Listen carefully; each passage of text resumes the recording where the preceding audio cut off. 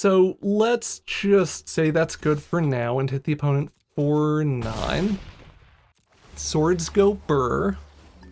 Hi, I'm Symphoneers, and today we're taking a look at this Bogles deck that I've spent too much time working on. If you're unfamiliar with Bogles or Bogles or Bogles, it refers to a deck built around making a hard to interact with creature, just an absolute menace, a kind of single-handed game-winning threat. Our closest thing to a proper Boggle in the deck is Cyber Cryptomancer, just flash, hexproof, ooh, you love to see it. The main way that we are making creatures just an absolute menace is with the swords that we have access to in Standard. Sword of Fortune Frontier, although its protection effects are kind of not the top tier ones as far as we're concerned, it is actually the better sword for us in terms of being an accelerant that can give us a significant resource advantage that we use to close out games.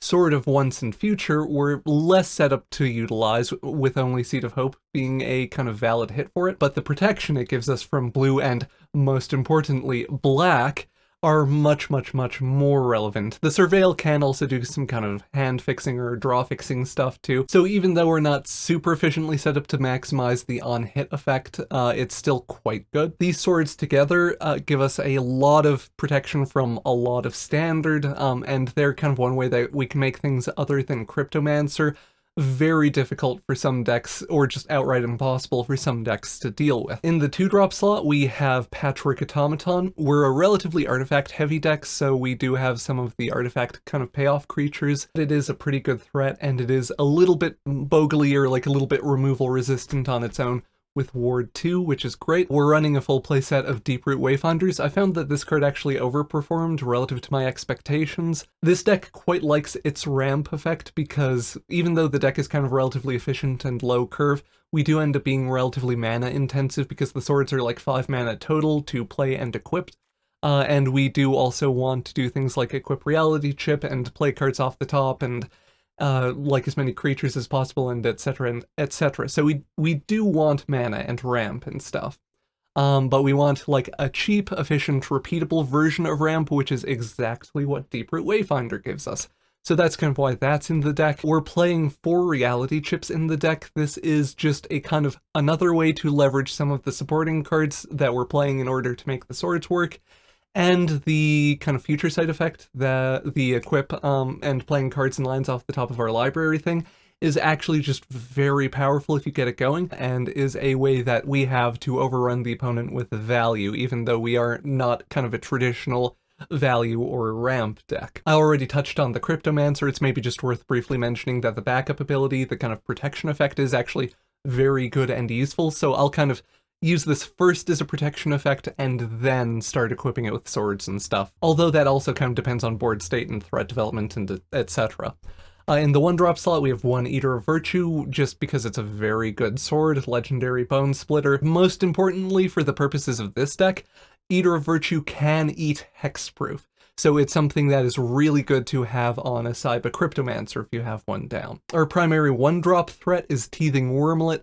This is just to pay off for all the artifact stuffs, and is also actually one of our main stabilizing forces versus mono red. The incidental life gain from playing artifacts does add up in that matchup, and yeah, just a good grow threat, you love to see it. We're playing 2 Seed of Hopes. This is actually really good card selection in this deck, really efficient, heals us, also good in the mono red matchup.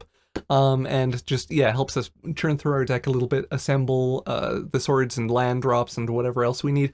I've gone as high as 4 Seed of Hopes in this list. I had some bite effects in here at some point. I ended up just feeling that the fast mana from Moonsnare prototype was a little bit better, or served the deck more, but yeah, I've been very pleased with Seed of Hope in the list. Moonsnare prototype, because I briefly mentioned it, just another way for us to kind of accelerate into our swords and getting them equipped and stuff early, although the best way we have to do that is Omen Hawker. Omen Hawker is just a very powerful, in a narrow way, mana dork, which is to say that if you are really looking to leverage activated abilities, there is no card quite like it. The kind of main thing that we're looking to do with Omen Hawker, of course, is use it to get swords equipped as early as turn 3. Making the reality chips equip cost trivial is another really good payoff for Omen Hawker. So yeah, just does a lot of the work in the list, making sure our powerful artifacts are actually doing powerful artifacts things. Yeah, that more or less covers the list. I don't think I mentioned it when I was talking about the Deeproot Wayfinder. Broker's Hideout is in the mana base, because having a kind of fetch land in the mana base, I've found even just 2 of them really helps improve the consistency of Deeproot Wayfinders, on hit effect or on, player damage or battle damage effect. And aside from that, very kind of standard mana base in a bunch of duels and the Kamigawa channel lands. Let's get on to some actual gameplay.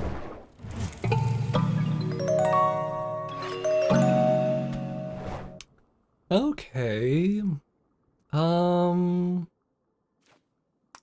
Very slightly awkward hand in that our blue mana is tapped. But aside from that, I like it quite a bit because we can do the Deeproot Wayfinder on 2, and then kind of go from there. It's pretty likely that it just immediately eats removal, but, we have a bunch of other stuff that we also don't want to eat removal, or like we can, if we're taxing their removal right away, which we are, because it's a black deck, what else?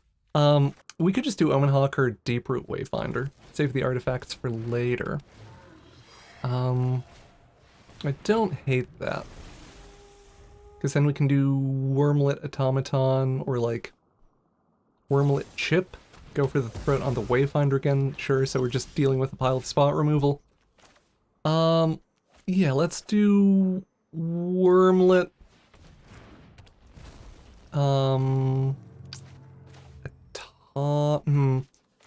Slightly awkward sequencing here, just in terms of using our mana maximally efficiently versus getting counters on stuff with utmost efficiency. I think we do this.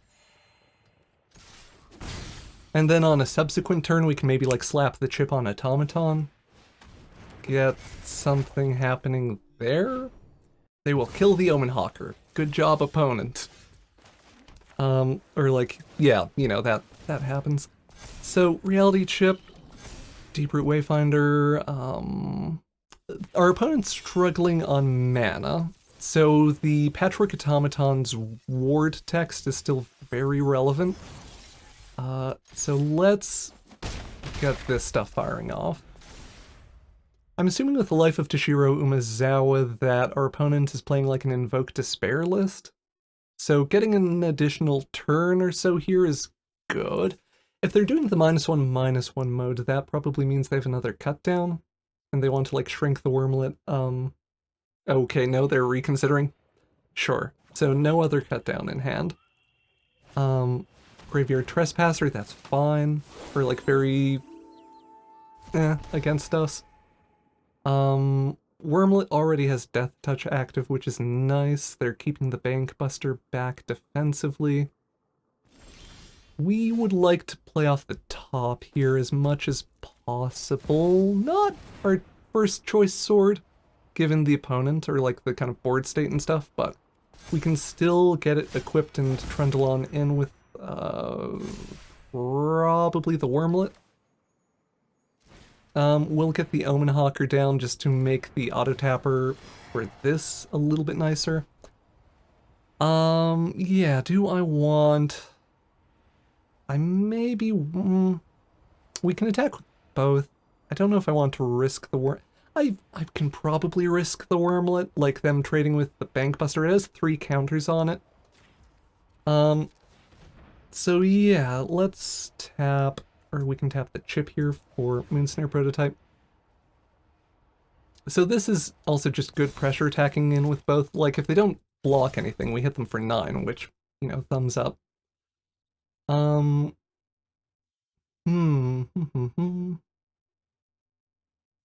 Yeah, I would probably not do this Wormlet attack if the Bankbuster had, like, 1 or less counters on it.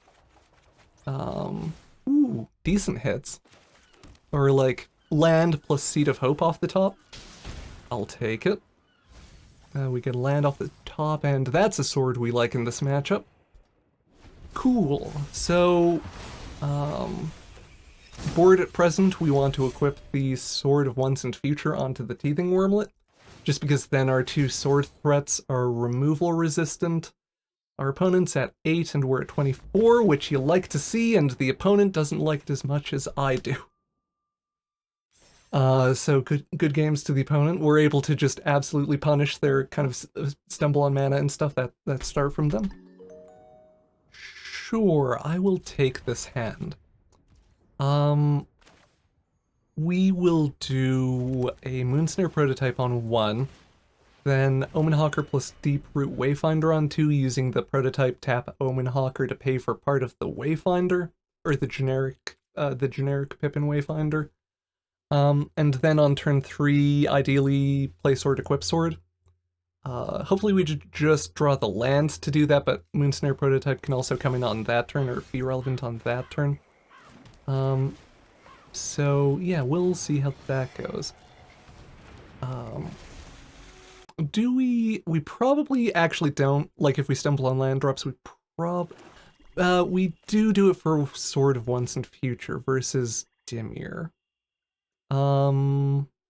Because the Moonsnare prototype tap would require tapping Wayfinder, or just to make the mana work here. Okay, so yeah, this is a little bit wonky and a little bit slow because we miss a land drop, but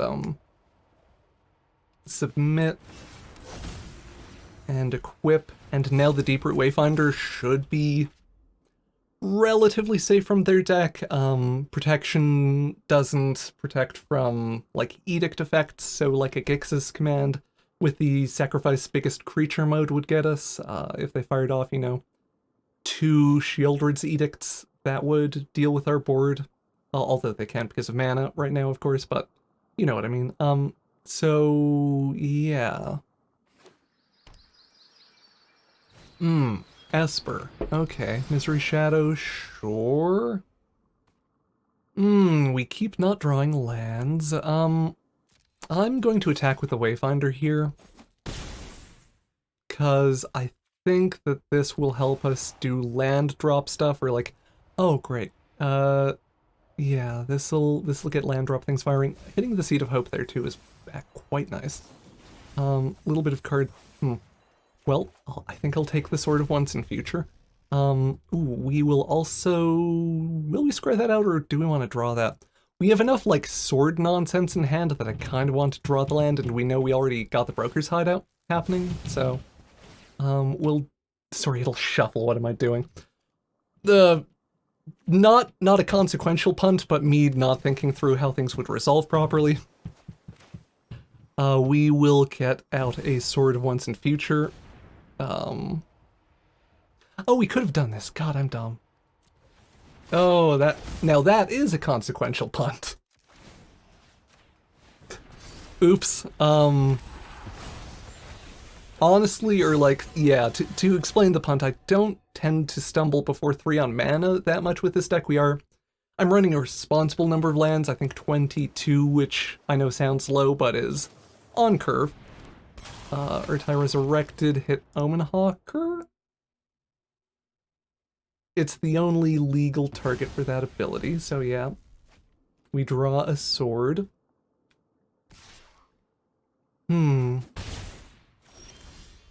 Okay. So... now we actually can't play and equip a sword.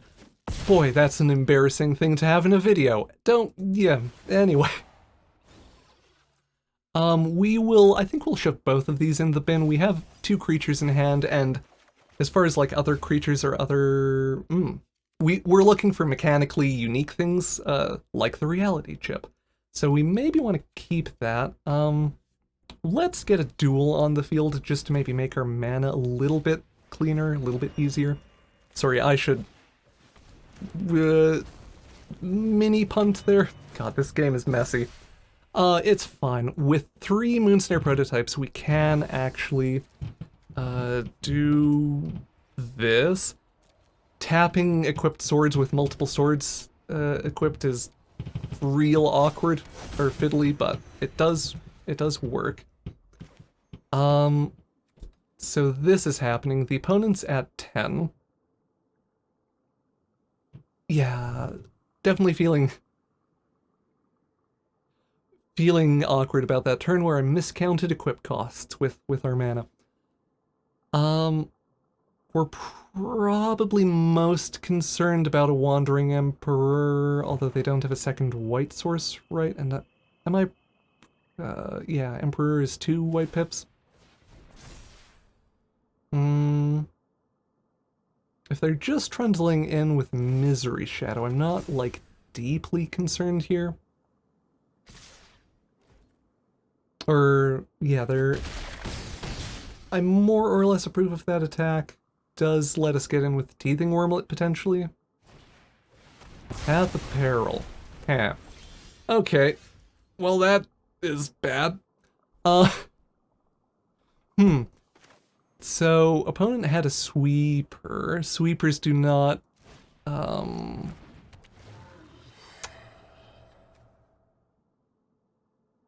God, I never... Okay, ignore me for the moment while I think. Or do a thing. Moonsnare...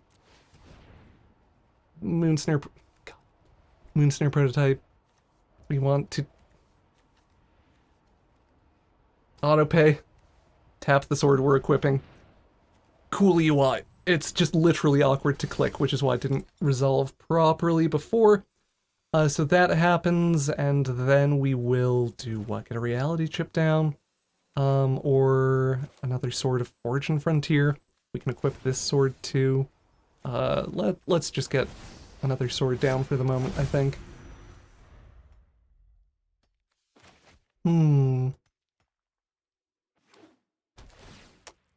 3, 5, 7, 9, 10, 11, 2, 4.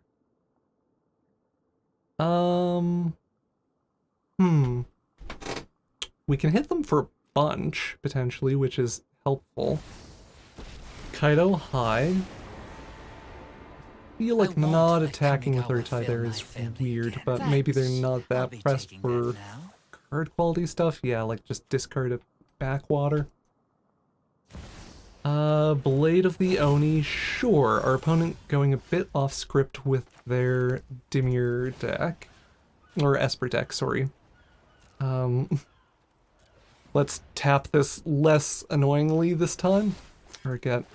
Yeah, that's my one complaint about Moonsnare prototype in general. It's not the best thing for the auto-tapper.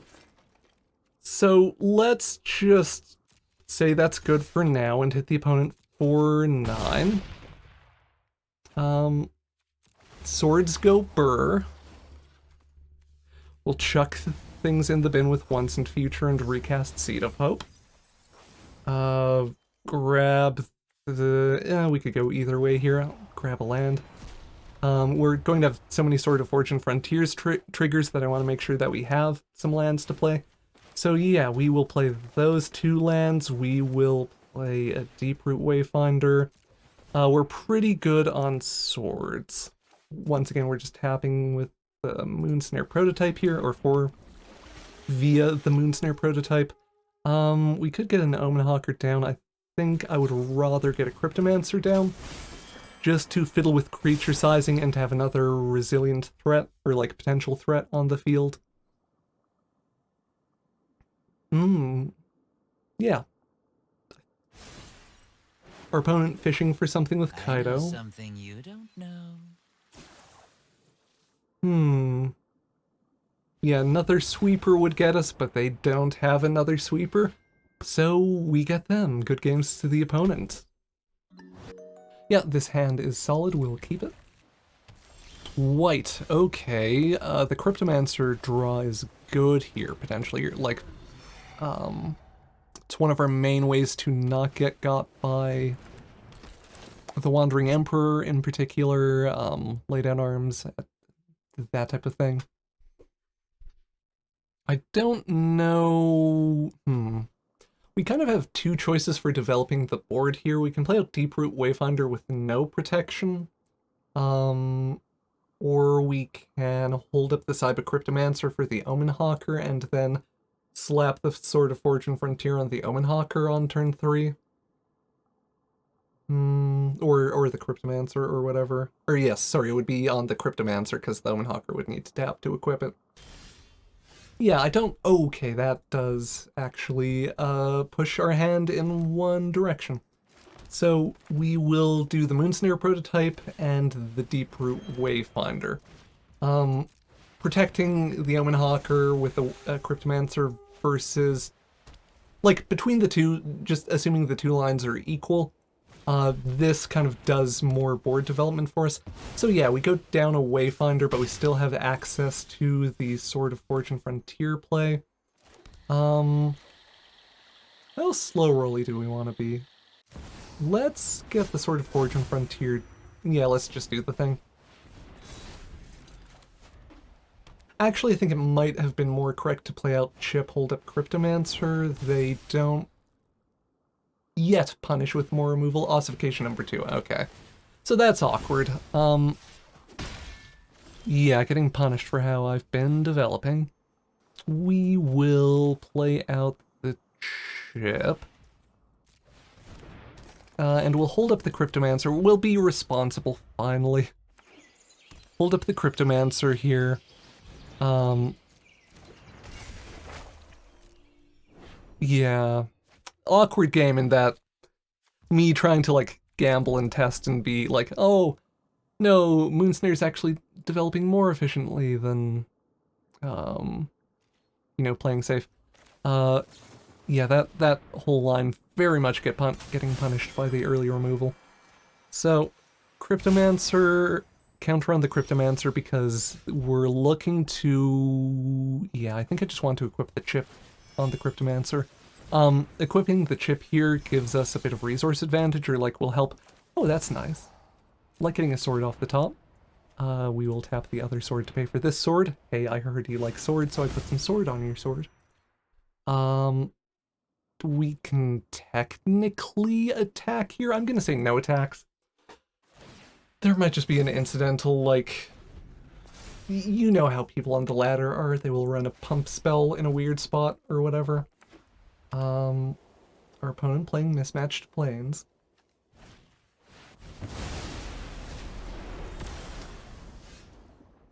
This is where I would usually scoop, because Farewell is an abomination that shouldn't be in the format. I'm really looking forward to it rotating out.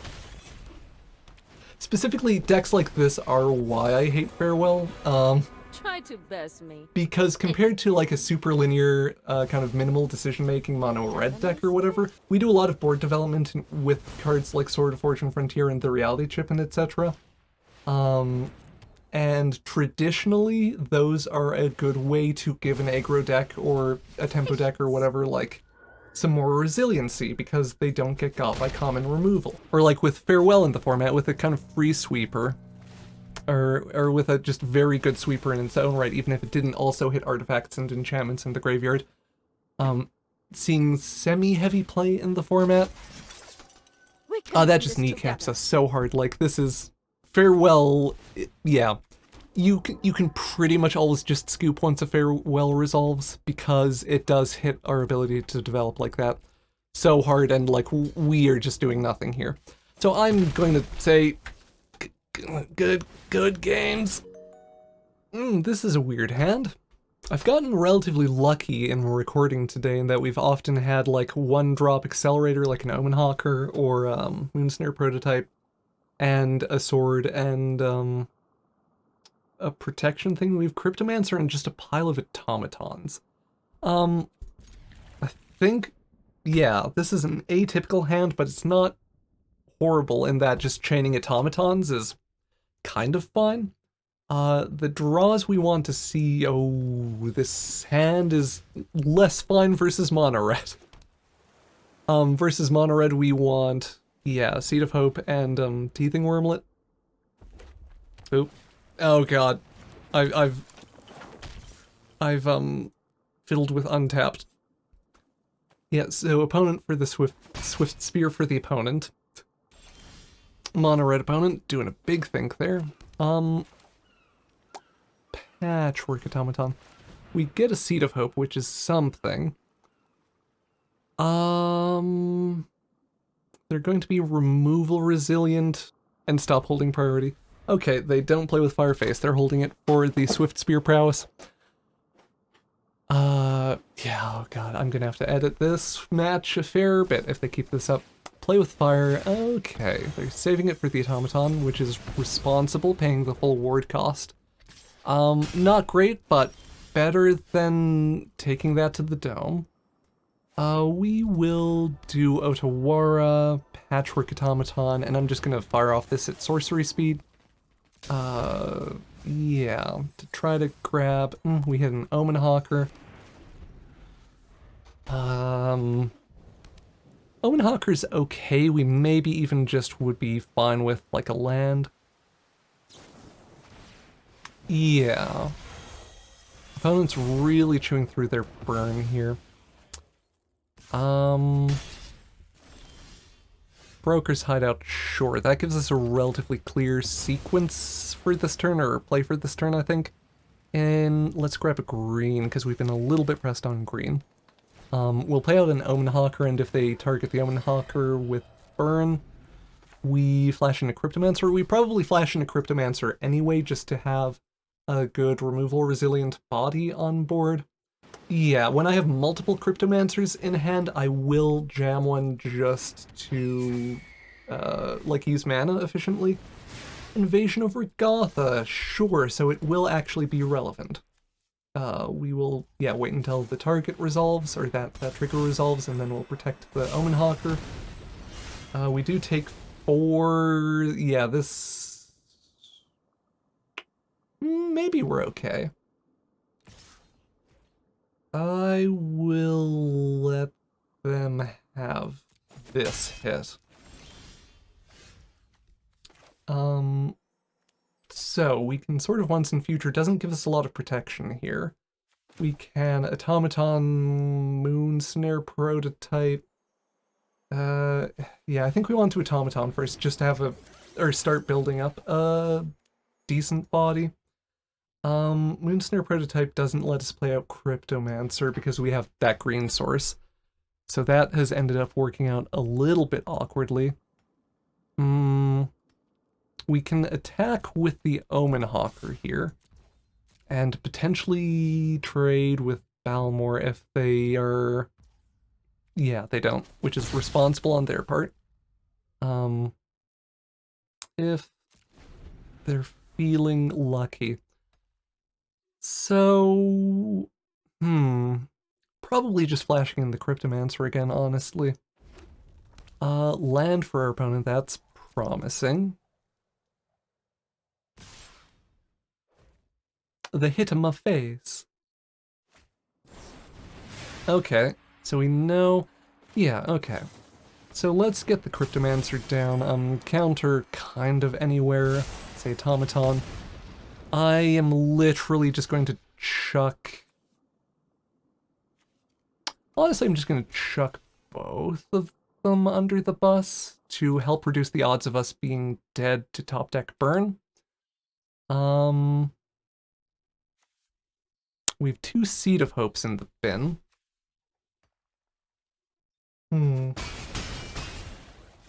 Maybe I'm supposed to save one of them. Anyway, we have a really clear line here, I think, which is nice, of once in future, equip once in future to Patchwork Automaton, zip on in with the Automaton, throw some stuff in the garbage. We maybe want the Teething Wormlet, although we won't have any, I feel like we want something higher power than Teething Wormlet, like a sword, mainly. No dice there. We do this, we hit a land, which is helpful, because, yeah, now we can Cryptomancer, have a blocker, potentially.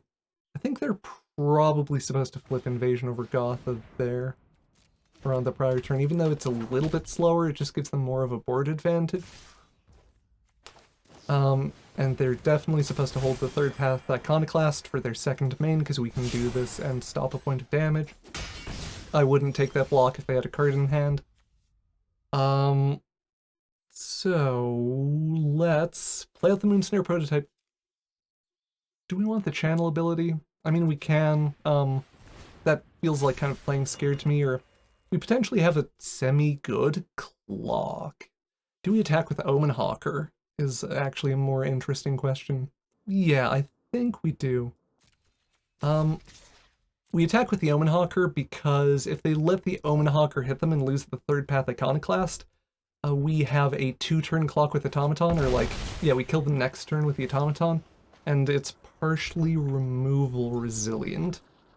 They could top deck a spell that makes our attack with the Omen Hawker worse on a subsequent turn, but doesn't kill us. I maybe want a reality... I don't know, this is a weird trigger. We have a Seed of Hope that we'll be hitting, so let's say yes. We will grab the chip. Play chip. Wayfinder on the top. I will keep the chip unequipped actually to have another blocker.